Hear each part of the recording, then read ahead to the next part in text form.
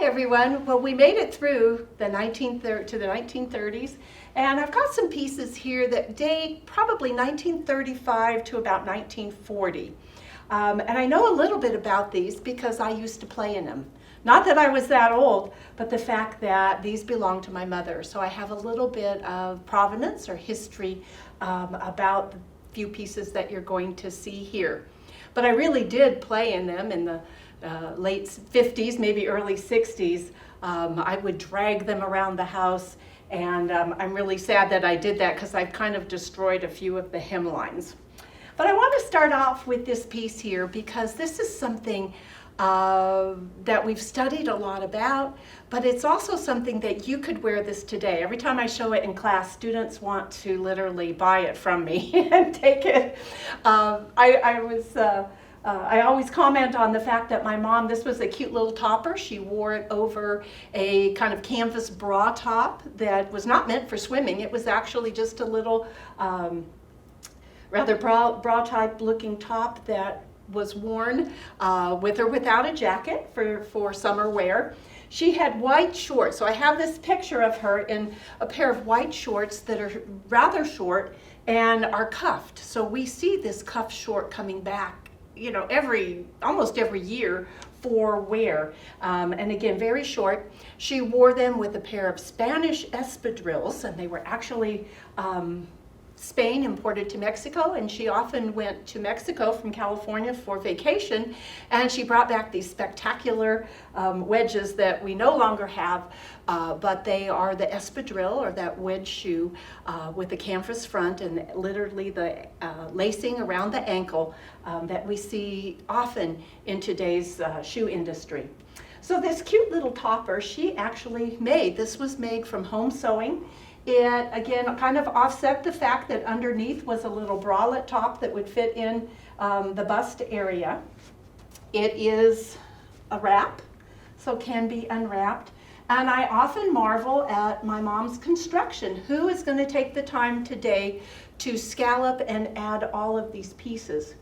Now they use patterns, and I remember my mom telling me this was a blouse pattern that she adjusted, meaning she created her own pattern from that.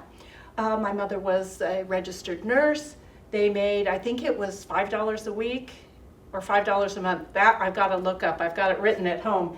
Whatever it is, it's way too little for anyone to live on today. And it was really quite a small amount, even during the late 1930s. But these young women were very resourceful. My mother went off to San Francisco to nurses training, and the one thing she took with her was a little portable sewing machine, which was not very portable, probably weighed over 100 pounds. But the entire dorm that she lived in nurses training used her sewing machine to create their garments. So just like today when money gets tight, we find a new way of dressing to stay in style. Today we go to thrift stores. We buy already ready-made because many people, young people today, aren't doing their own sewing. So we do see a way of always staying in fashion, even if we do it and invent a new way, like we have today with this really exciting concept of thrifting and personal styling.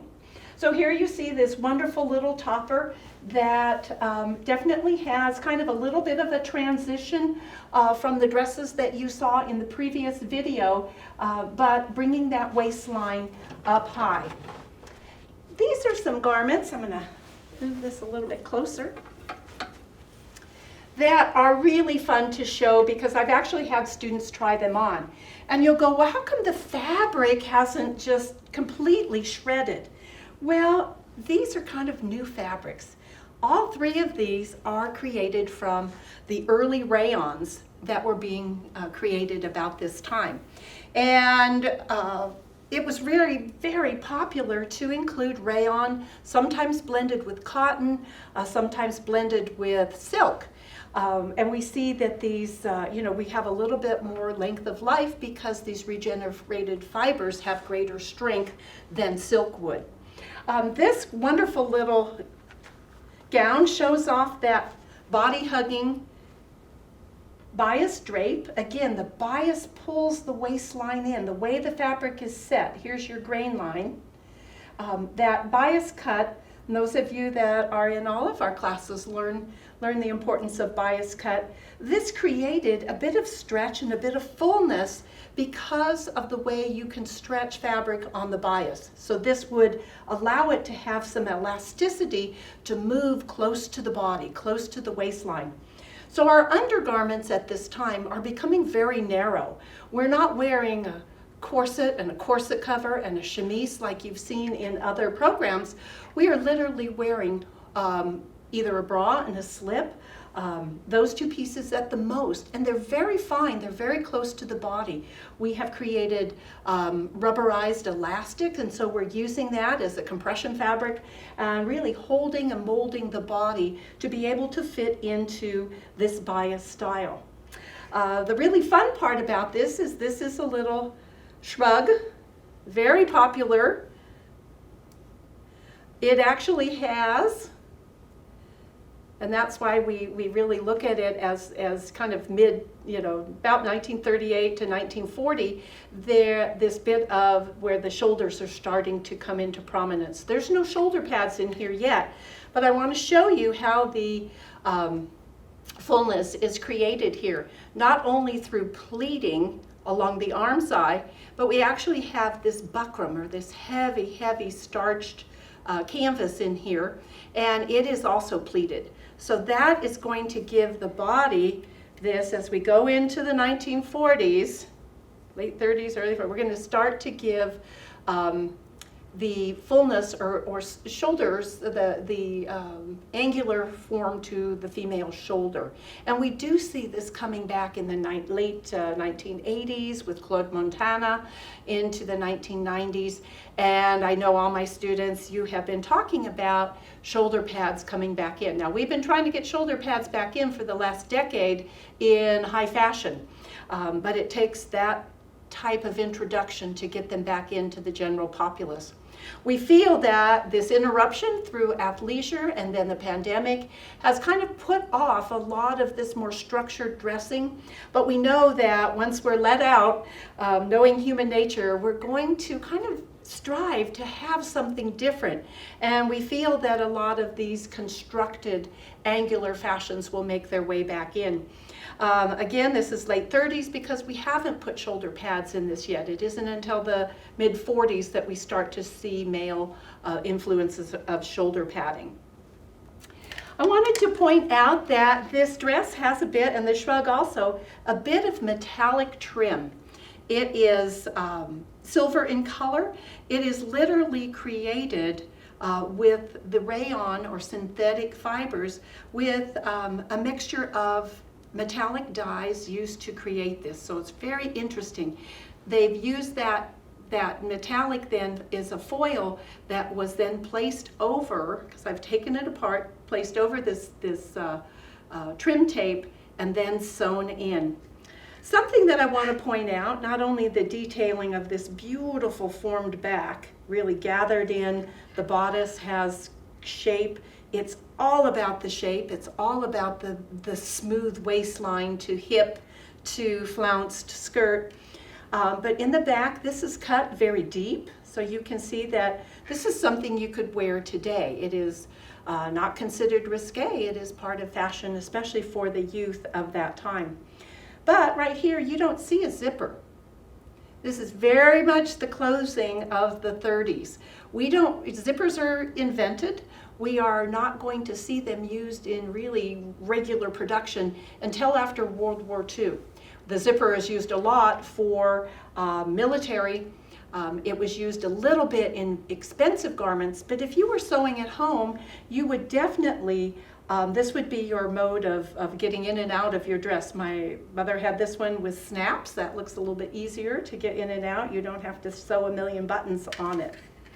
And the hem, again, is a silver fabric to kind of replicate this plastic, or not really plastic, but rather metallic foil that's used up there. I do want to point out, and I'll see if I can get in front of the camera here, and my mom was about my height, maybe an inch shorter. She's very tall for that time period. But I'm going to hold this up to my shoulders, and I'm not sure if we can pan to the bottom. Is that a possibility? And I want you to look at that's covering the ground. Well, that wouldn't have happened, right? Because the dress, the body would have picked up and shortened it because of the bias cut. So it would have fit right about at the area that we would normally wear a dress. One of the things that we know about rayon is when it's wet, it will elongate. So perhaps in some of the laundering of this dress too, the garment itself, the rayon can elongate and not come back into shape. So we have to be very careful when we dry rayon that we are not stretching it out of shape.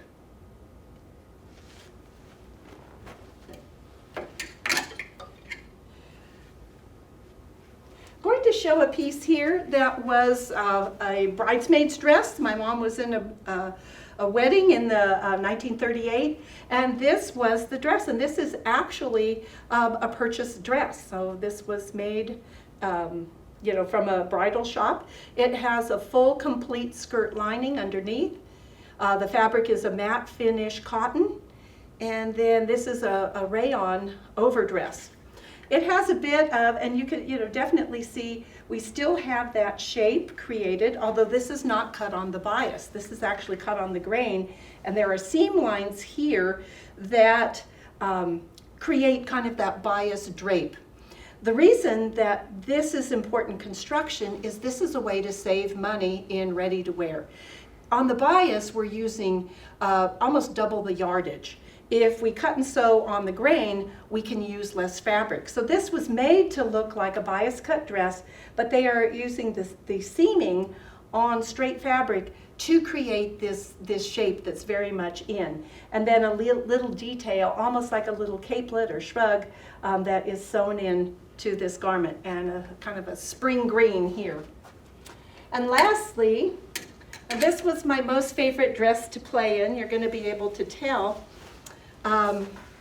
Going in, really, this was kind of a style from the late 1930s, and really this was probably more 1940s, not only from pictures of my mom, but actually that this dress does have the full shoulder pad in it to create this angular look. So it's left the sleeve and gone to the shoulder itself.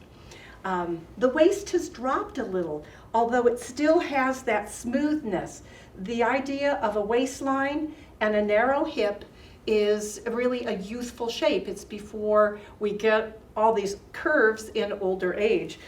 So definitely this was something when young women went out on the town, and San Francisco was loaded with interesting nightclubs.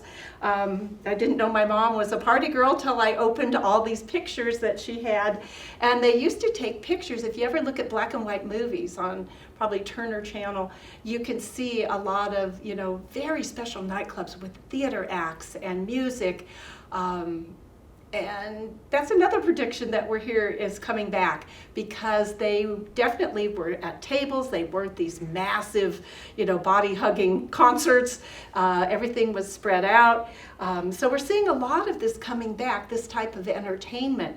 But for youth, people that were like 18 to 25, was very common to go to these nightclubs. They were required usually to have formal dress. So you had this beautiful gown.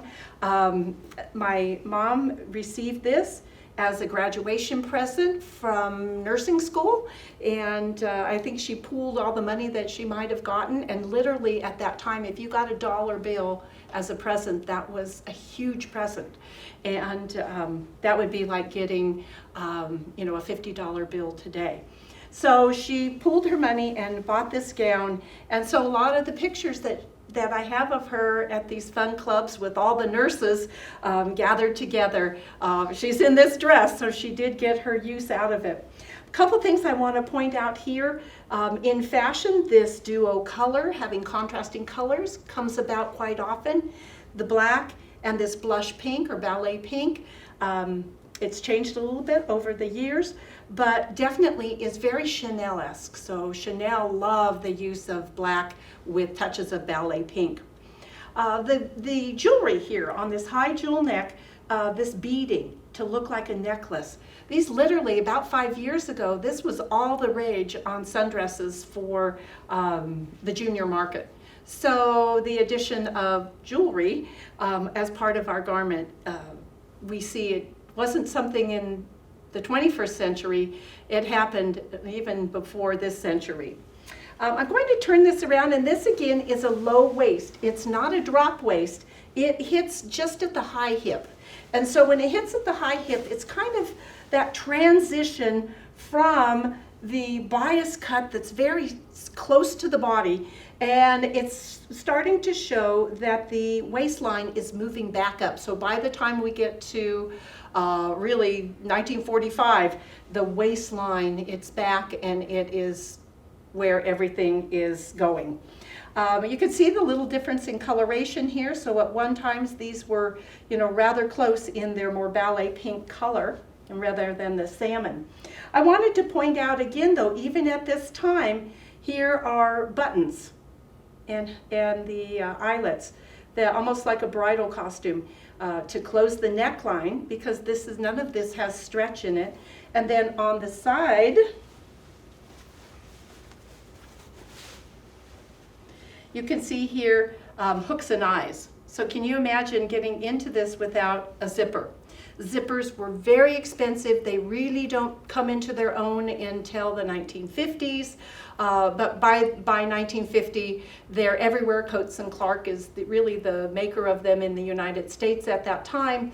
And headquartered in North Carolina, they are really the zipper maker of the United States, and the price point is very affordable. So home sewing, those that are doing home sewing have access to these, as well as the manufacturing industry. So again, this gives you a look into some social life for just regular working class people. And I think that's the difference that you've learned in history of fashion, that for so many centuries and millenniums, we see what the wealthy or governing bodies, groups have had. That clothing has been preserved in artwork, and in some cases in burial chambers, or portraiture that we see, especially during, from the Tudor times forward until we have photography. And we start to see the democratization of dress.